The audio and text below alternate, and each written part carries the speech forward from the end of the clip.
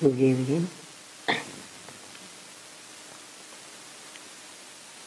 The first question I laid my hand on is, you mentioned today that one should choose one topic of meditation and do it perfectly. I live in an area where there are no teachers. Can you say more about meditation topics and how to choose one?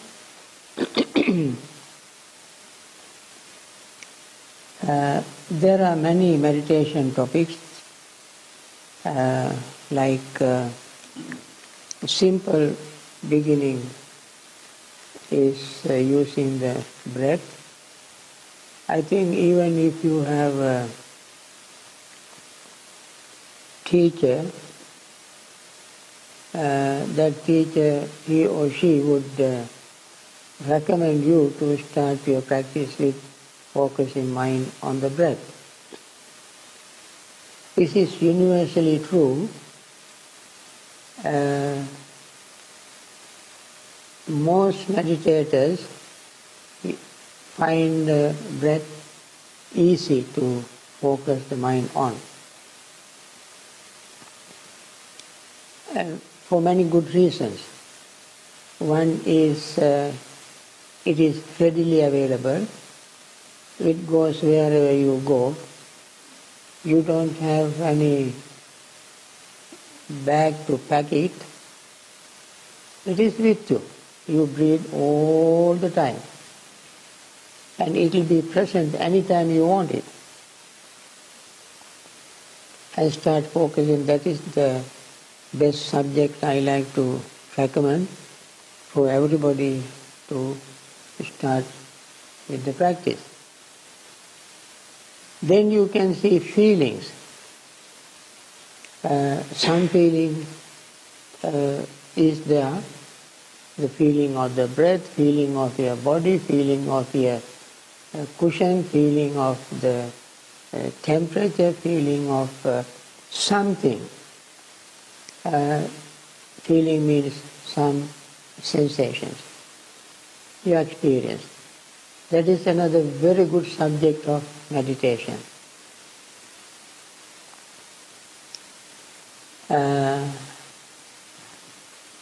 Even various mental states, such as thoughts, as they arise, you focus your mind on it. When you focus mind on your thought, don't try to proliferate your thought by adding more thought to it. But just become aware of any particular thought. Say, for instance, a thought of anger. Anger is a thought. You feel it. It arises in your mind. You have certain situations, certain places, certain persons that you remember, and that situation, person, and so forth. You had some encounter, discussion, so some kind of exchange of words and so forth. That trigger your resentment, anger, which is one of the three unwholesome roots. That also is in the mind. You try to look at it and pay total attention of how you feel when anger rises in your mind. And you see it is not very pleasant feeling, and you then deliberately you tell yourself, why should I allow my mind to have this unpleasant thought which is harmful to my peace, health, and it hurts me in many ways, and it eats me up inside, it disturbs my peace, it increases my blood pressure, and it disturbs my sleep, and I lose my friends when I continue to have this anger all the time, and I sometimes can lose even my job, my relationship. You can see many disadvantages of anger, and let it go. I don't want to cultivate and see so many things. The situation has changed, the person is changed, conversation is changed, you changed, that person is changed, everything changed and changing and will change. You see that. And then let go of the anger, and then relax, come back to your breath and meditate on it. There are many other subjects of meditation, like practicing metta, as I mentioned today.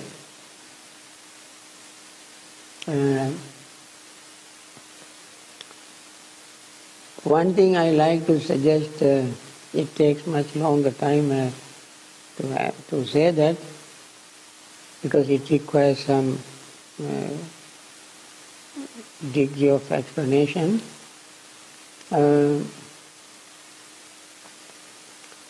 When I mention this, it is so boring to people, but what to do? We have to face truth, the fact. That is, everything is impermanent. How many times I said this? You cannot count how many times. That is true. Whatever is changing is unsatisfactory. It is altering, fading away, reducing, decaying. And they all are dependently arising. Therefore, they are not mine. I am not them. They are not myself. It is very easy if you remember in Pali, aniccaṃ, dukkhaṃ, viparināma dhammam, khaya dhammam, vaya dhammam, virāga dhammam, nirodha dhammam, paticca samuppannam, netaṃ mama neso hamasin meso atta, evaṃ etaṃ yatha bhūtaṃ sammappanyaya datthabbam. Very easy for us to remember it in Pali. I can, if you are interested, you let me know. I can write it down and translate it and give you both Pali words and English translation for you to, even if you simply verbalize it, then the word, the meaning will stick to your mind. And then you will see the meaning in real happening. Everything is impermanent, unsatisfactory. They are altering, changing.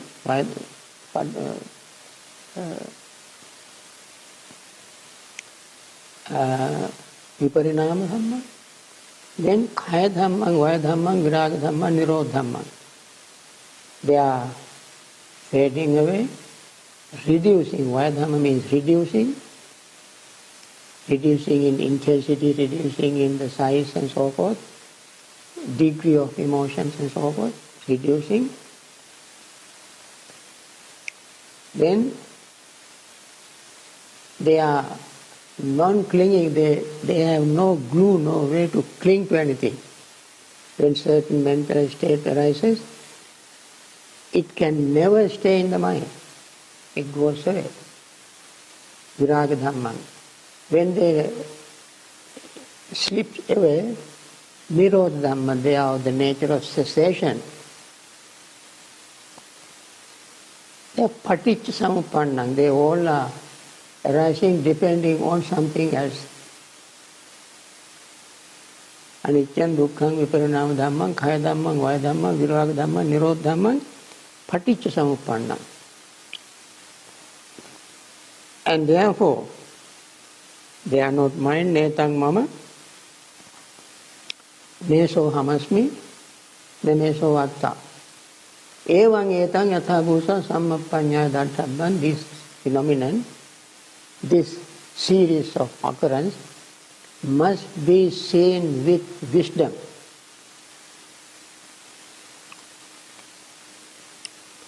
And you can apply this to anything you experience. Okay. Why did the Buddha continue to meditate after attaining full liberation?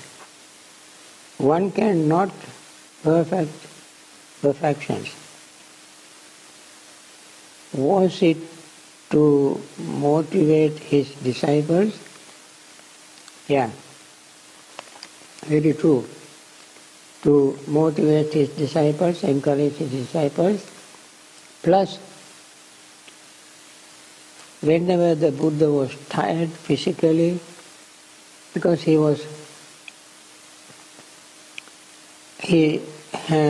slept only 2 hours a day. 22 hours for he was awake, attending to various things out of compassion for all of us. And therefore, physically, even mentally, when he was tired, he wanted to get some refreshment. They were to refresh his mind and body. And that time he entered what is called Anupubba Nirodha Samapatti. That is bliss, the attainment of bliss of emancipation. In order to do that, he stay always mindful. And he said sometimes in between Dhamma talks, he meditated. When he gave one Dhamma talk, another group will come, and there may not be too much time between. During that time, he spent his time in meditation to keep his mind always fresh, body always relaxed. After all, after attaining enlightenment, he was the only one who could fully, completely enjoy the attainment of liberation. Enjoy, I use the word enjoy in our conventional sense, but it is much more than that. He wants to have this bliss, not the bliss that you talk about in a day-to-day conversation. But this is a very altruistic bliss. For these reasons, he continued to meditate.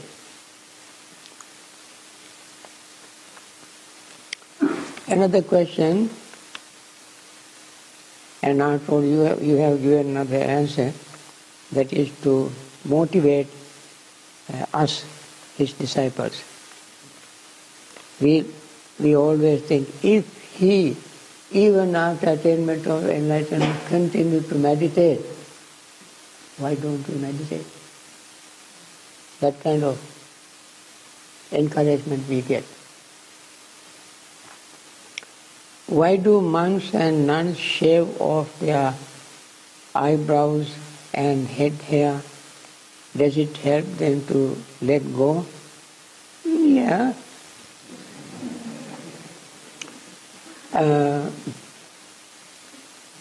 Some shave eyebrows, some don't.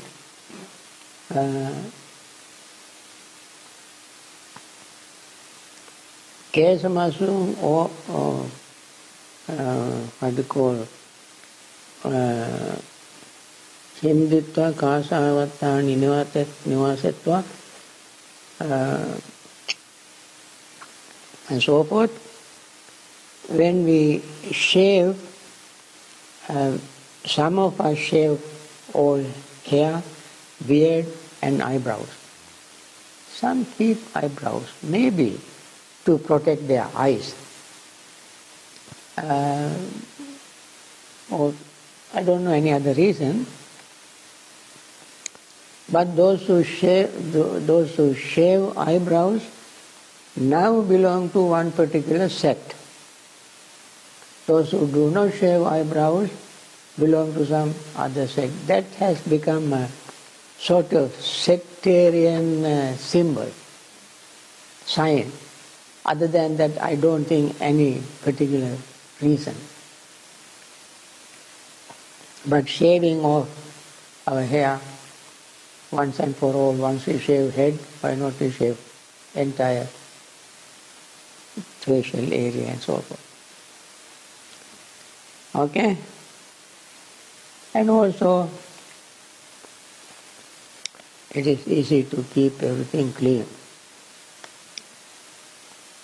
I suffer from intense sensations of fear and anxiety which have no obvious cause. There is no reason for these strong sensations, and yet they come over me even upon waking up.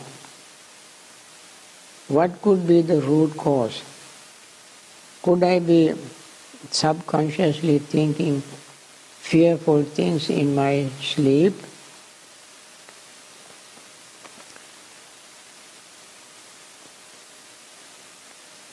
I can give you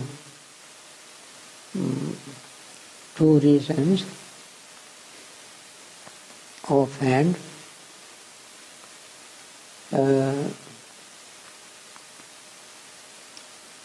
This kind of emotions we build up even when we are in the mother's womb. When the mothers are, when they are in their wombs, if mothers are always agitated, excited, tensed up, fighting, quarreling, bickering, we all in the mother's wombs feel the impact, shaking very quickly, and trembling very quickly. We don't know why, but something happened to the mother. She does not think of course, think of how much her behavior impact upon us when we are in their wombs. Sometimes they may have some misunderstanding, disagreements, conflicts over certain things in the household, in their jobs, in the society and so forth.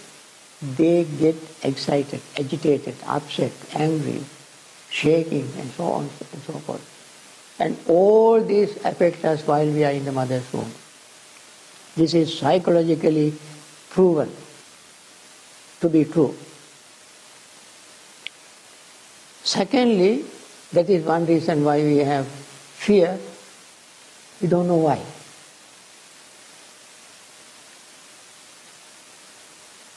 You know, some children, I think I mentioned this casually at another time, some children, when they see us, they are so afraid of us. They cry, they run away. When some children see us, they come to us. They want to be with us. They touch our robes. And all this they acquired from the environment. And they behave that way. Fear particularly arises, initiated when we are in the mother's womb, and secondly when we come out of the mother's womb because of our environment and so on. And then the third and the most fundamental reason is that we have desire. Desire to survive, desire for our own life, our own safety, our own security. Anything happens to that threatening our security, fear rises. And that is the Buddha's answer. Buddha said, Tanha jayati soko, tanha jayati bhayam. Tanha vipramuttasa nati soko kuto bhayam. From thirst, tanha means thirst or desire or craving, arises sorrow, soga, and fear, bhaya, phobia. When craving or desire is totally abandoned,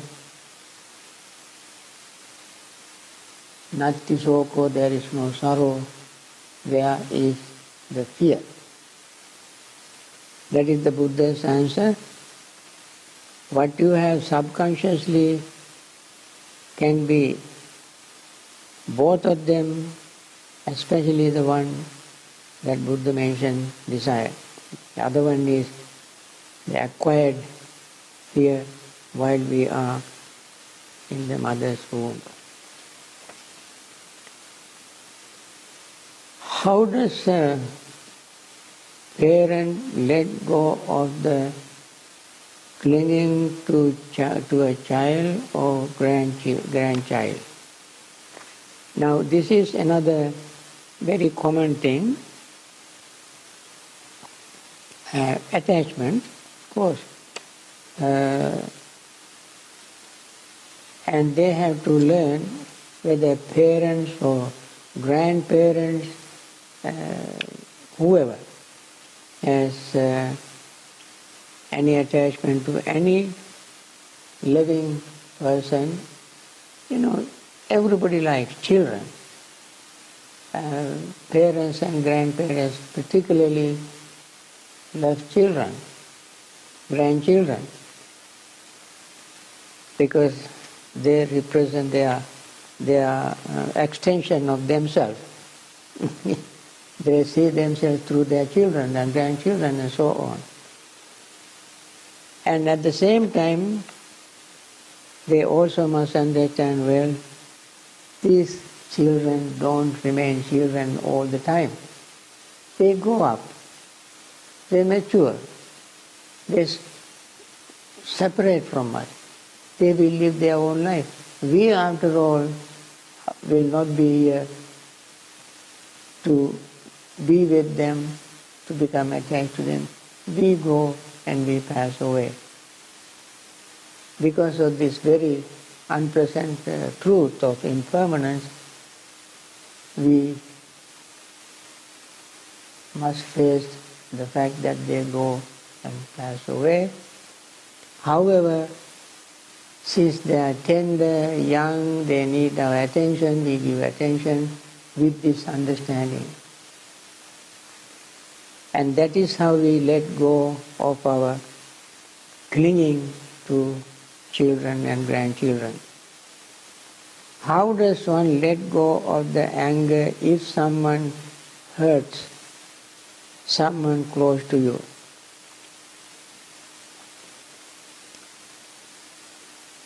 Now,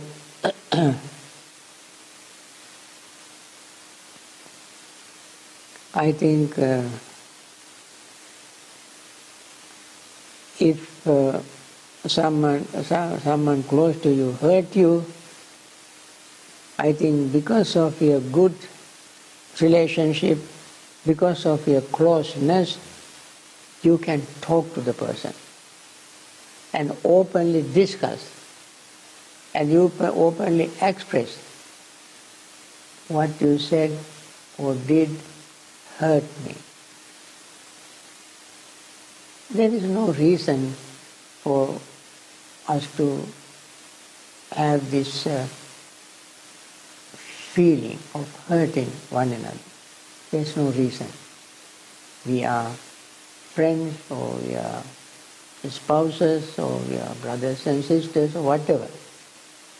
Whichever way they are close to you, explore them. and discuss. Through this discussion, you can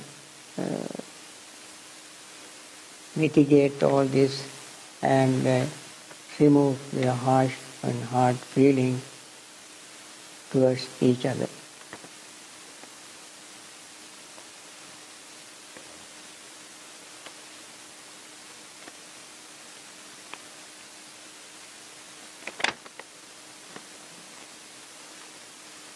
In the definition of dukkha in the sutta, sometimes the Buddha includes sickness, suffering, and sometimes this is omitted. Do you know why this is? Okay. I don't know myself why it is, because in text, in some sutras, we find this. For instance, in I think in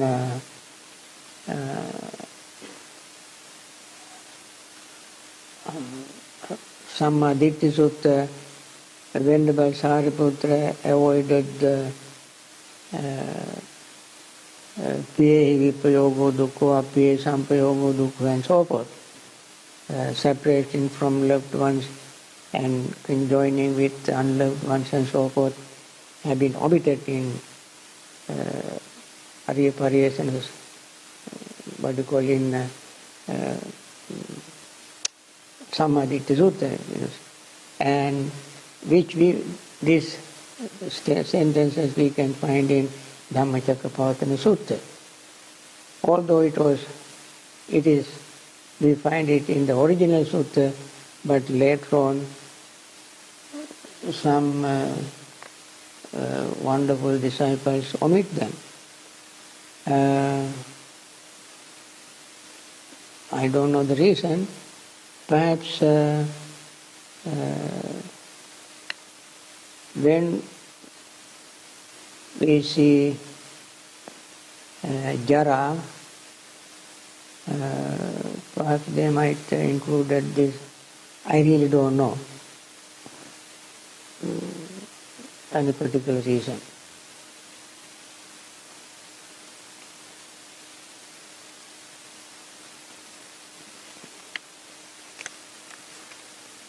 Another question, what is the Buddha's teachings on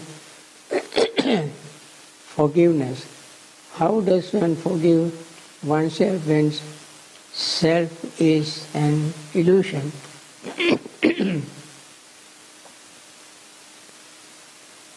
Although self is an illusion, in our conventional sense, we use the word self. Now,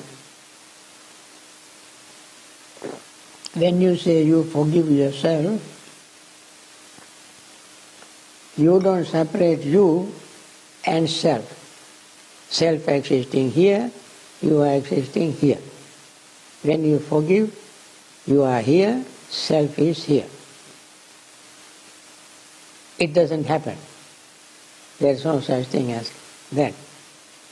When you forgive yourself, whole package is in one place. You and self, or whatever, is in one bundle. So, when you forgive the entire bundle of all aggregates, especially your mental aggregate, your mentality. Out of these two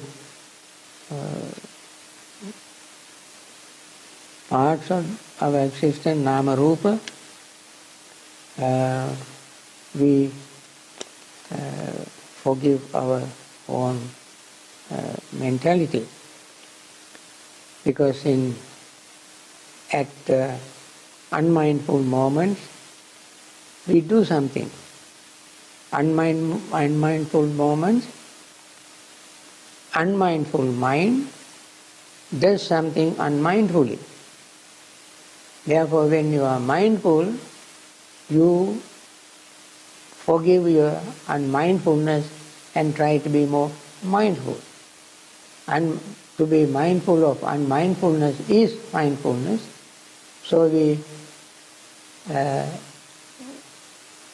think, well, when I was unmindful, I did such and such.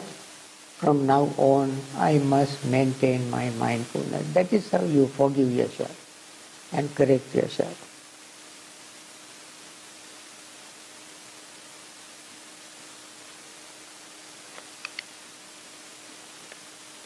I feel that I spend too much time planning for the future. I realize I do this as a means of control and to feel secure. How can I break this unhealthy mental habit and appreciate the present without tearing what is to come? Or without fearing what is to come. Now, I think we need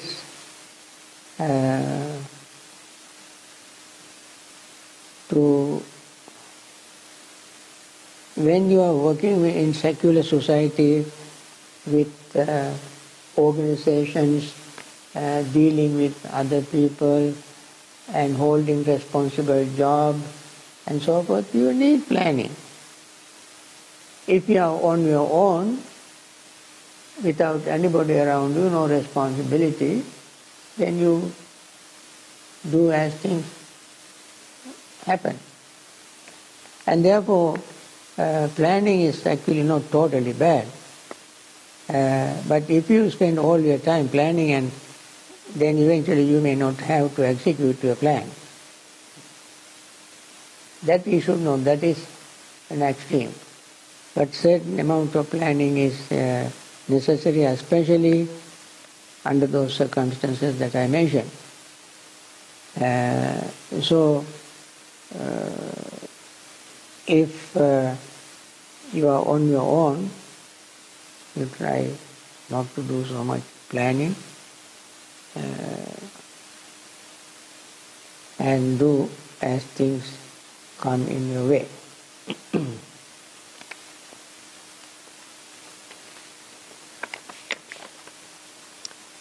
I feel bad at having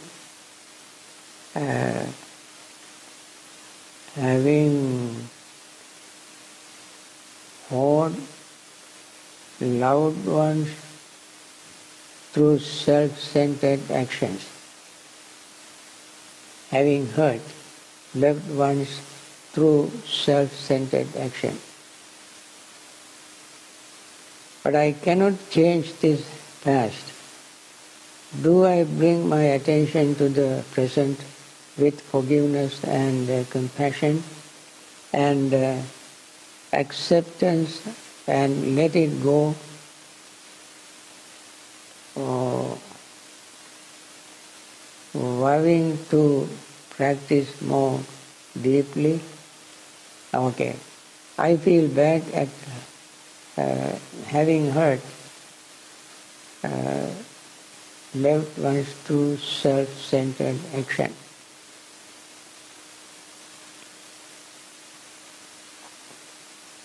Well, once again, if you still associate with this person, it is very easy for you to talk and apologize for hurting that person. That would be very good thing to do. It is very much like confession. It may not be inappropriate for anyone who wants to live in peace and harmony with one's loved ones. And therefore, having apologized, you commit more to your mindfulness practice. Tell yourself from now on, I must pay more attention to what I say or do and think more than twice before I speak or before I do. Because once the word escapes your lips, an action is released from your body, then it is not possible to bring it back or undo what is done. And therefore, as a precaution, be more mindful and remain to be more mindful and don't abruptly say or do things without thinking. Keep thinking more than twice before you do something or say something. And the Buddha gave this advice to Venerable Rahula. His little son, he asked him, before you say something, do something, think. While you are saying something, doing something, think. After saying something, doing something, think. And think and think. If you have done something wrong, you think about it. And you go and talk to the offended person and apologize.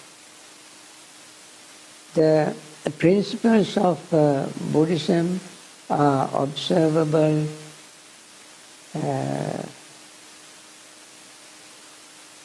evidence-based.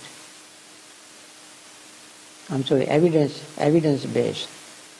What is the evidence for rebirth and other realms? Friends,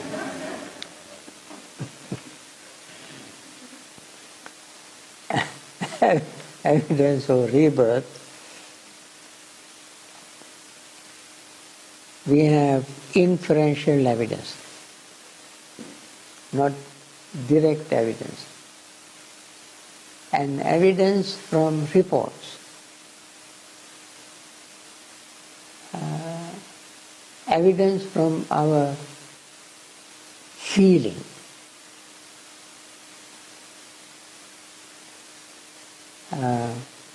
I don't know whether you have this evidence, the one who wrote this question, this experience.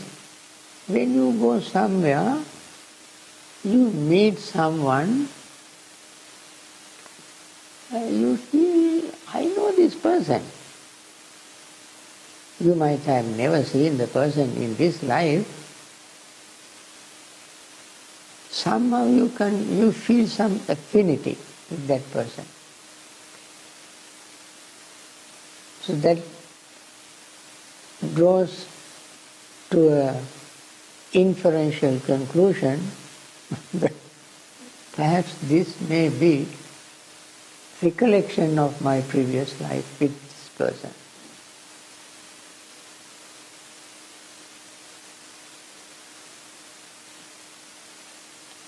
Sometimes you see someone for the first time, for no reason, you have never seen the person, you hate the person.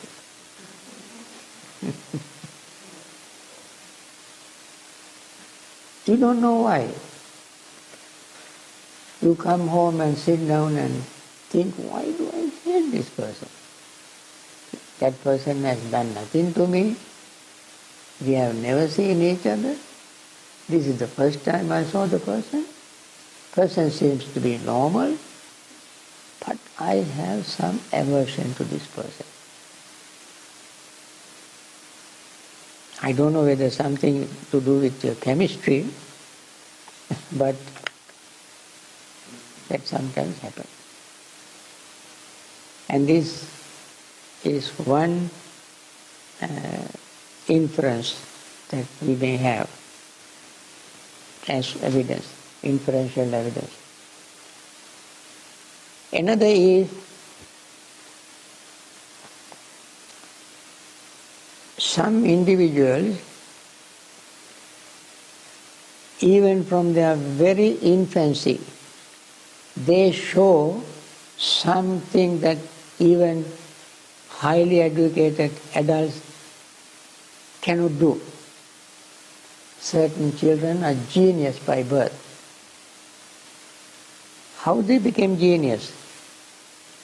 If you trace their generations up to knowable generation, maybe 10, 15 generations, nobody in that generation had these qualities that this little child has. I have seen on the internet, if you give maybe 20 figures, 20 digits, and ask the person to total it instantly before computer, that person gives the total. Multiplication, subtraction in mathematics. Some little children play music. So smart. And some little children,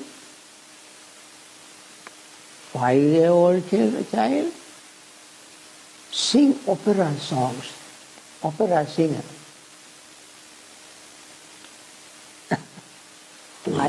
We don't know why, how. Singing, dancing, some mathematics, memory. I saw a child also in YouTube. This child knows each and every country in the world. The child is, the father carries the child on his arms, that little child, and put on a little chair, and he keeps looking around, and other people are sitting, many people, asking him questions about any country in the world, and ask the capital, the president or prime minister, that country's economy, that country's population. This child says everything.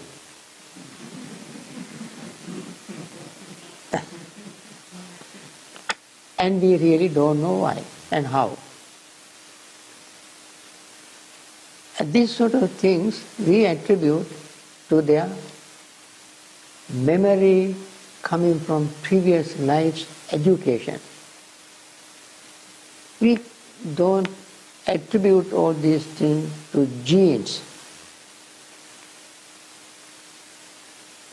And these sort of things we can use as evidence for rebirth. Unfortunately, nobody comes back from rebirth to tell us all the stories.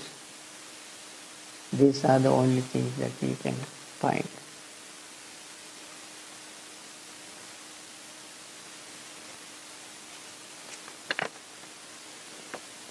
Of course, some parapsychologists like Ian Stevenson in Virginia, University of Virginia, has done some research with children, and he did a lot of case studies and written some books on rebirth. And there was a man called Francis Story, British. He has written books on rebirth, case studies of rebirth. And Edgar Cayce in Virginia Beach has an institute, Edgar Cayce Institute. He has a large library where he has stocked various cases of that he studied to prove rebirth. and so forth.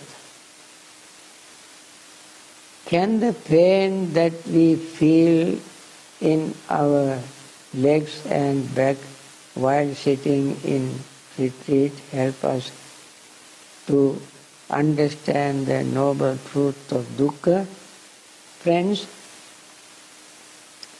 feeling physical aches and pain itself is not it itself does not explain dukkha. Of course, that is very, very insignificant part. But more dukkha we experience in our own mind. It is real dukkha is in the mind. The physical sensation will not go away even if you attain enlightenment. Suffering you can overcome, pain you cannot. Pain is very insignificant. Even the Buddha had pain, Arahants had pain, enlightened beings have pain, but they did not suffer from their pain. Suffering is mental, pain is sometimes physical, and physical pain from physical pain also we suffer in our mind. Anyway, we feel the pain in our mind. Mind feels the pain, and it remains as long as we have body. But suffering is definitely a psychological, mental state. And that is what we want to get rid of. And it can be gotten rid of. So, you have mentioned several times, several practices. Do you have any teachings on insight practice? You have mentioned several practices. Do you have any teachings on insight practice? What are your thoughts on the 16 stages of insight? Now, you ask me whether I have any teachings on insight? Yes, many teachings. In the mindfulness in plain English. Four foundations of mindfulness. Meditation and perception. And path of serenity and insight. What else you need?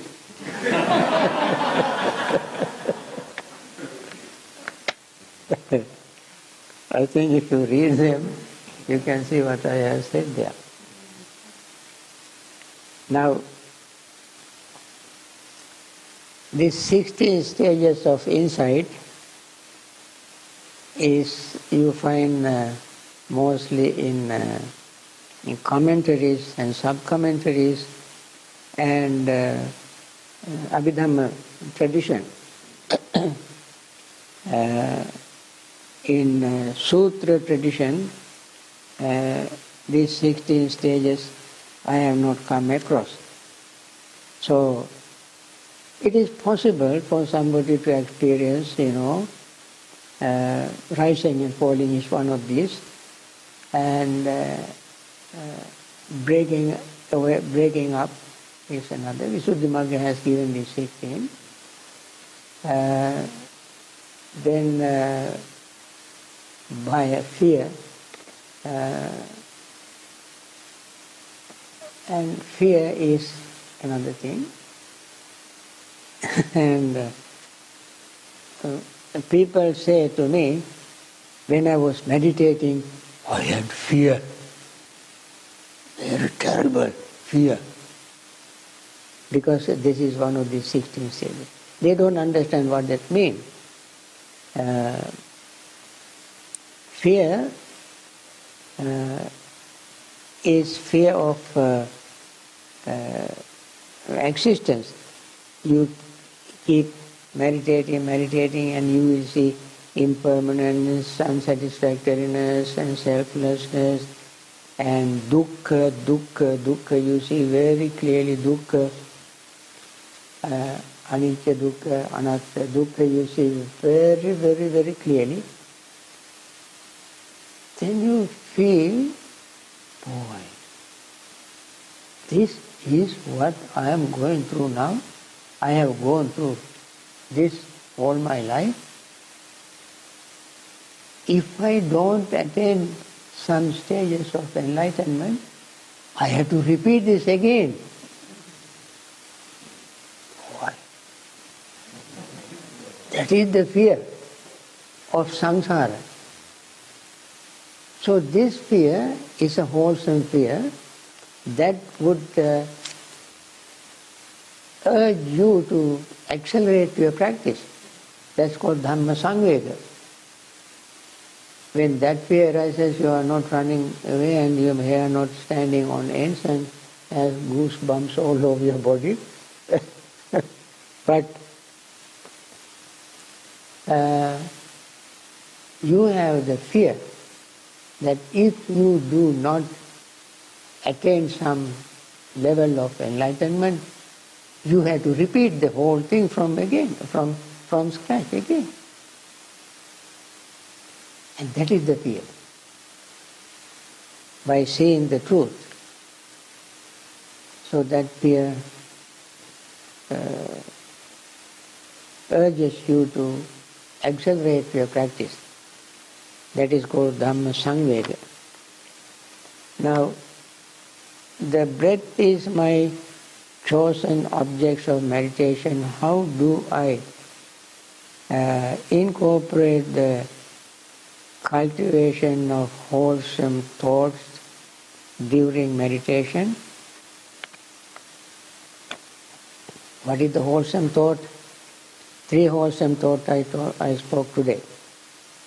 I spoke on 3 wholesome thoughts. What are the 3 wholesome thoughts? Letting go, generosity, loving friendliness, and compassion. These are 3 thoughts. In meditation, any time you let go of fear, greed, hatred, and delusion, you cultivate wholesome thought. You don't have to spend any particular separate time to cultivate wholesome thought. In meditation, it happens to you any time you let go of your greed, your hatred, delusion, tension, jealousy, fear, resentment, you are letting go. That letting go of those negative things is a wholesome thought. Samma sankappa, nekkamma sankappa. So you don't have to do anything special. You just, friends, I am getting tired now. Could you please explain in detail about the mind as an object of meditation? If I wish, may my mind be clear and pure. Is that object of meditation? So, if my mind wanders and think about something else, I recognize that, release that thought, and relax and come back to the wish, may my mind be clear and pure, and feel that wish.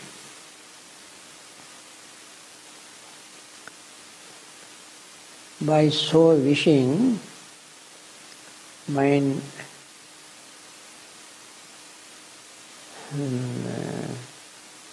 will not be clean. If that happens so quickly, it is very easy.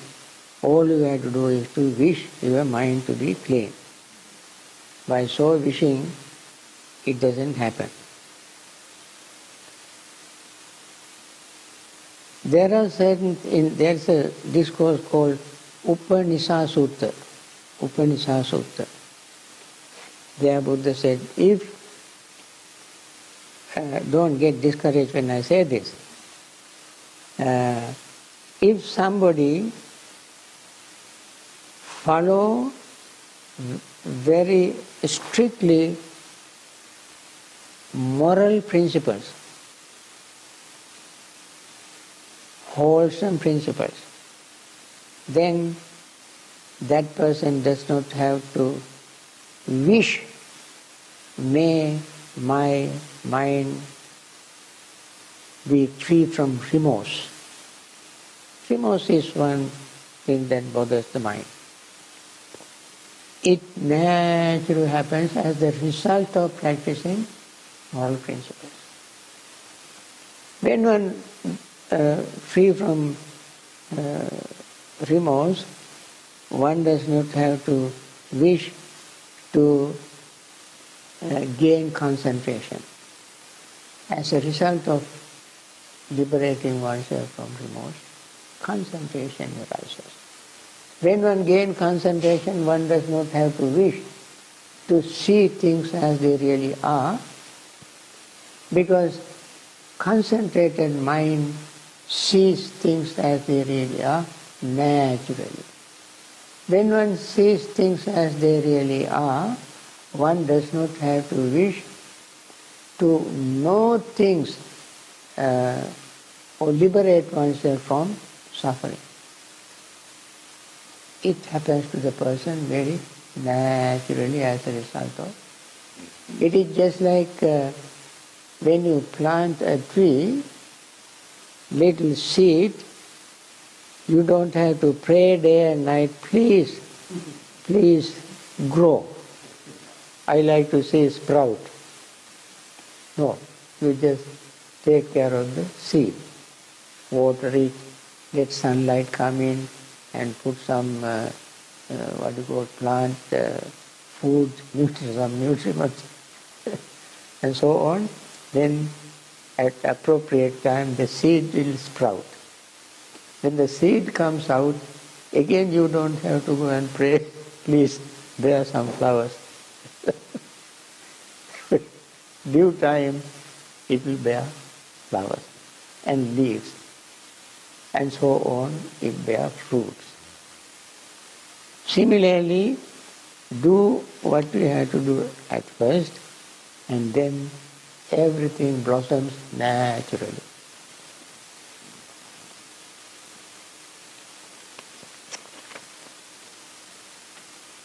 I think I stop here. There are a few more questions. I put them back in the box, and tomorrow I start with this leftover. Okay?